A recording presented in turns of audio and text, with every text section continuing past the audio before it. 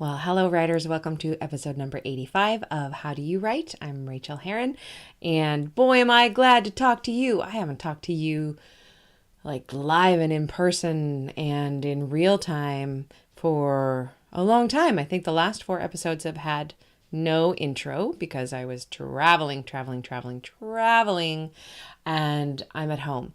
The last 2 weeks have gone out episode less, and I apologize for that. I just literally didn't have time. I was in Italy, and I thought I would get away with putting something out, and I didn't. I appreciate those of you who reached out to check to see if I was okay. I am okay. I am great. This will be one of those personal podcasts today. I don't have a guest. I have a great guest next week, so stay tuned. But this week is just going to be me talking about a bunch of stuff. So it is the end of April in 2018, which I cannot believe. It is almost May. And there have been large sea changes over here. If you listen to my other podcast with Jay Thorne, The Pedal to the Metal, you've already kind of heard my big news, which I told him. And in telling him, I kind of came out to everyone else.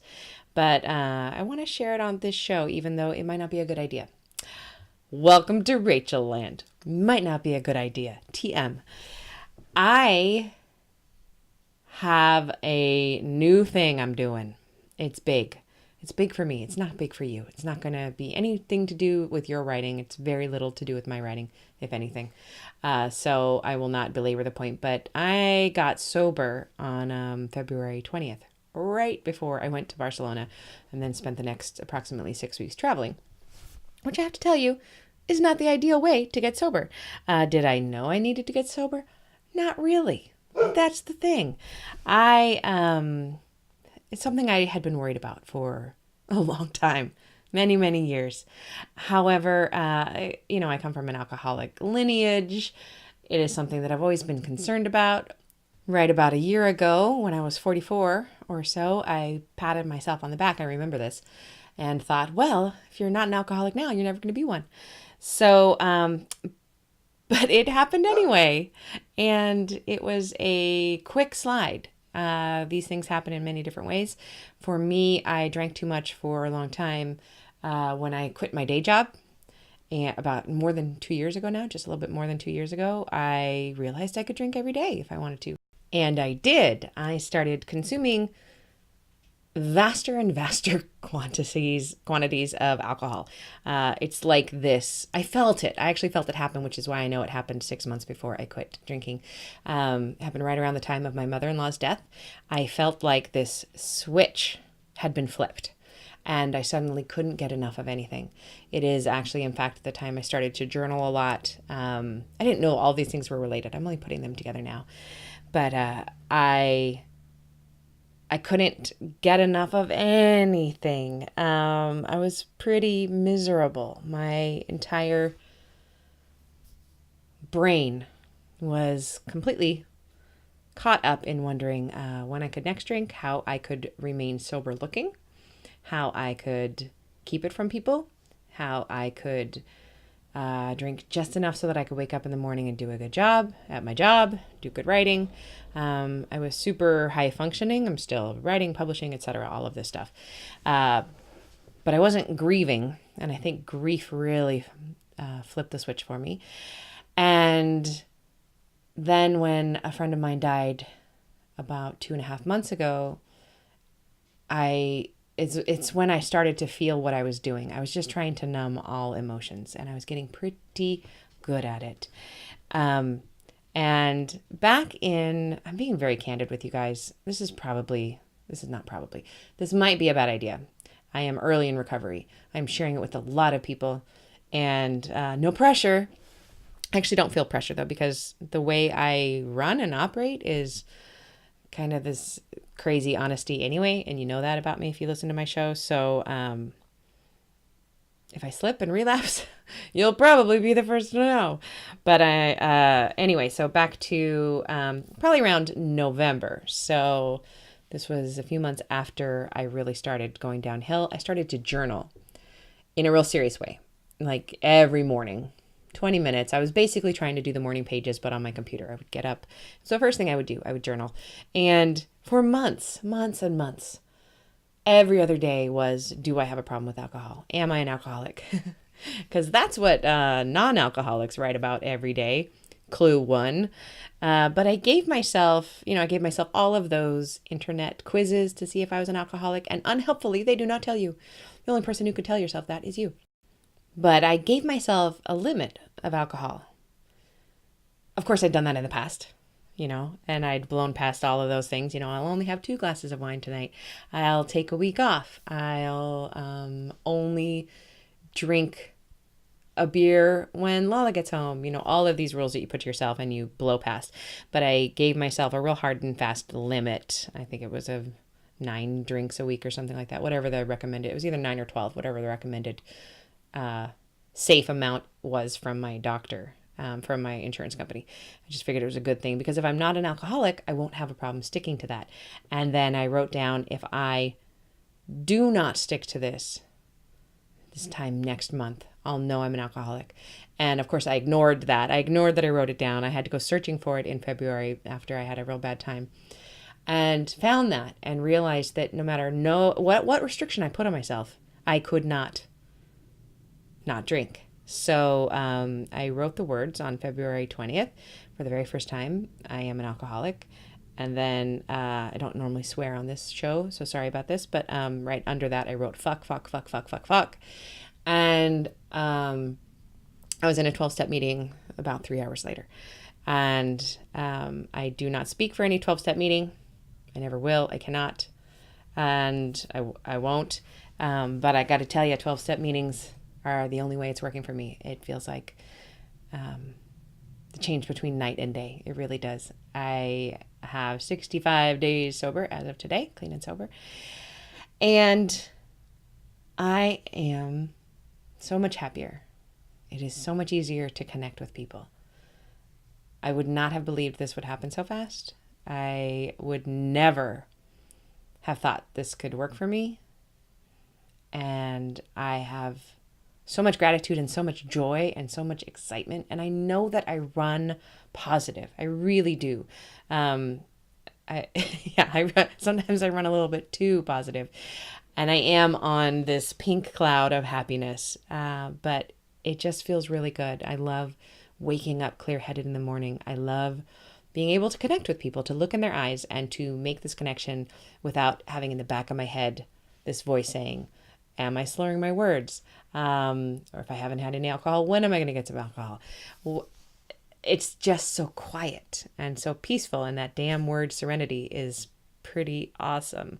So, but for the month of March, when I was gone in Barcelona and all of those preloaded podcasts were playing, I wasn't on vacation. I took March as this vacation month.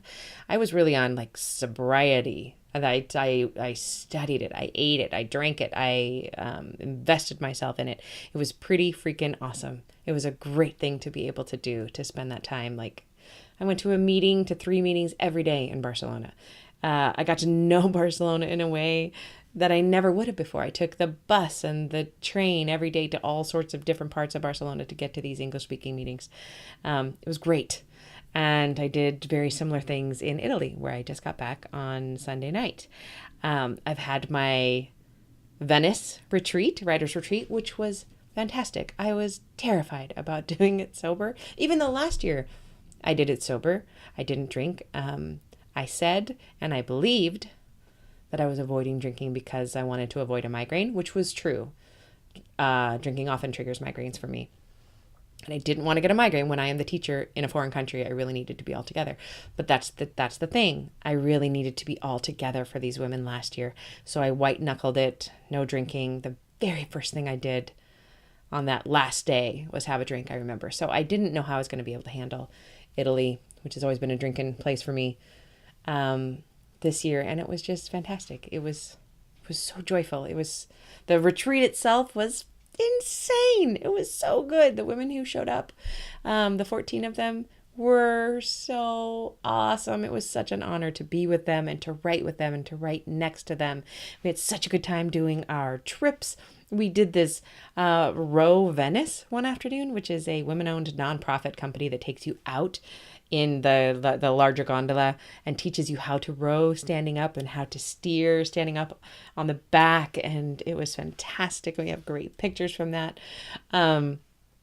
What else happened in Italy? It was just wonderful to be there. Venice is my town. I know it's a cliche. I know I'm an upper middle class, middle-aged white woman in love with Venice. And it's ridiculous, but it's the way it is. I love that city. I am in love with Venice. It is absolutely unrequited. Venice is this precious, serene jewel who I know she thinks of these tourists, of which I am one, I always will be one, are like pigeons. We are just everywhere. We make noise and trash and waste, and she ignores us. She never ever sees us. Venice never sees us. So I'm in love with this city who will never know I'm alive, and it doesn't matter. I just have to be there. And it was wonderful. It was perfect. So, but I'm very glad to be home. I am tired, my bunnies. I am tired of traveling. I'm also super stoked about traveling and about the fact that I get to do it. And next weekend, I'm going to Chicago to be at the Sell More Books Summit, which is going to be great. I'm doing a live a live podcast recording of The Pedal to the Metal with my pal Jay Thorne, and that will be fun. I bought some camouflage pants to wear, so gonna be looking good. But after that, I think I'm back for a little while. I am again doing the revision on this thriller. I got another revision from my agent, whom I love, who's always right. While I was gone in March, and I just wrote back to her and said I am on vacation and then I'm going to go to Italy, so I'll do this as soon as I can. Now I'm back in it. I'm loving it. It feels great. Everything she said was right. And so hopeful for that. Hopefully you'll be done with that in about a week or so. I've got a couple other articles I need to write as well. And then I have like 3 books that are burning inside me that I really want to write. So I need to do some planning and some prioritizing real soon. That's going to be happening in my work life. What else is going on? Oh, I have started something that I hope maybe you will want to be part of. I'm going to invite you right now. I started a Slack channel. Slack is an app that you can use on your phone or your computer. And it's basically a place to collect messages from people on certain topics. So my Slack channel is Onward Writers, just like my Facebook group. And in that group are people who come in. You can post your goal for the day, like I want to write 1,000 words, or I really need to finish this scene, or I need to plot out to the end of chapter 3. And post it in there that you're going to be doing that, and then come back and tell us how you did. There's a channel in there to whine. There's a channel in there to talk about plot problems. I don't know if any of this will be used, but there's already people chatting in there, and it's pretty cool. There is a link, and you can add yourself to the Slack channel. The only place I think that is real handy to put it is in my Facebook group. So come join my Facebook group. Just search Facebook Onward Writers. I think it should come up. Ask to join. I usually approve in a day or two because I am not good at Facebook, people. I apologize about that. But in there is the link to join the Slack. So I've just been leaving it up on my desktop and telling people, okay, I'm going in now. I'm going to do some revising. Wish me luck. So please come do that if you would like to. Also, while I was gone for so long, basically I have not done a live update on what's going on in at least 6 weeks, probably more. I've gotten a bunch of Patreon subscribers, so let me give a quick shout out real quick because I do not want to miss any of these people who have come in since March. Suzanne Lavin, Lisa Doherty, Bethany Herron. Geez, I forgot about that. That's my sister. She did not need to do that. I'm going to have to buy her a coffee. Olga Kolchagina. That's a pretty name. Kara Fleck, Trina Edwards, Megan Smith, Jessica Bacho, Maggie Manani, Cassidy Thompson, James S. Aaron, Ellie Beck, and Bethany Luna are all new Patreon pledges. Thank you, thank you, Thank you so much. Thank you so much. If you're a Patreon subscriber, you got my last article about traveling, in which I did mention getting sober. I didn't go into it as depth as I wanted to because I figured that's a bad idea. But it really feels like I need to be honest about this because this is a very large part of who I am. And I have this suspicion that it's going to be a large part of who I am for the rest of my life. I've said this to a few people, but there are these fears that we let go of. And wait, before I get into the fear thing, I'm forgetting to be businesslike. If you would like to support my Patreon, it's at patreon.com/Rachael, Rachael. And in that you get essays on the creative life, and particularly what I'm doing this year, experimenting in trying to make myself feel better, to fill that bottomless well that I suddenly had at the end of last year. I came to the conclusion that I was working too hard and not playing enough, which is part of it. But I also completely closed my eyes to the addiction part of it, which is hilarious to me now, where I can see things a lot more clearly. I was completely emptied out at the wall. Is that a phrase? No. Hit the wall, and had nothing left within my creative reserves because I was an addict, an alcoholic, and needed to quit that shit. This is a swearing episode. I apologize. Oh yeah, back to the fears that I was going to talk about.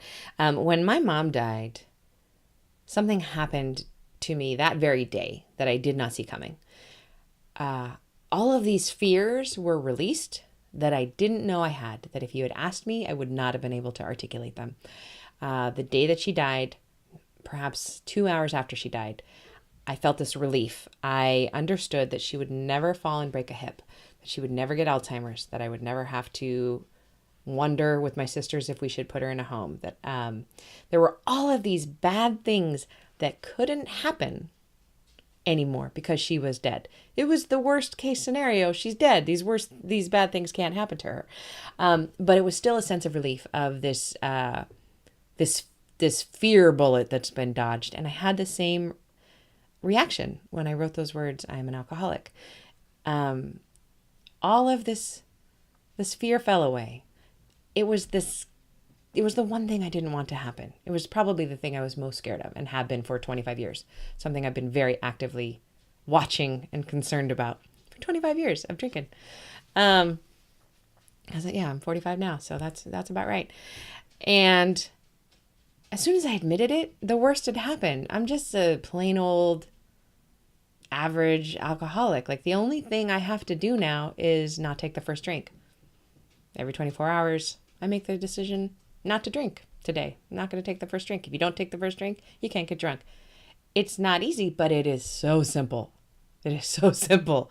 And a lot of other fears just fell away. The worst has happened. I just march forward now, and I live my life in a different way.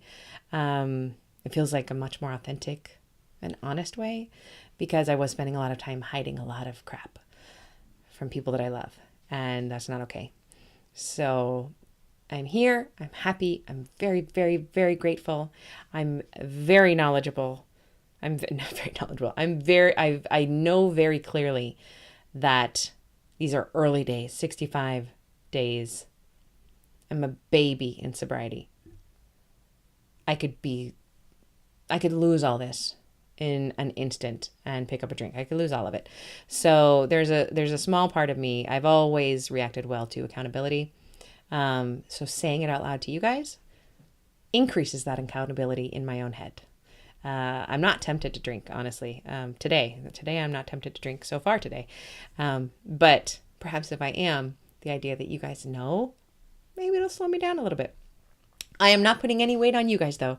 My problem is my problem to deal with, never, ever yours. So I appreciate you listening and bearing with me on this. And if you clicked away, then you're already gone. But to those of you who are still listening, I appreciate being able to be myself with you.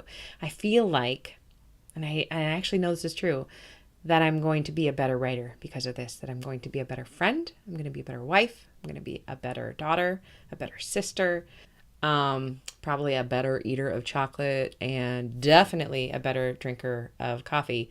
Dude, my addiction has switched and I am stuck on coffee, but I don't care.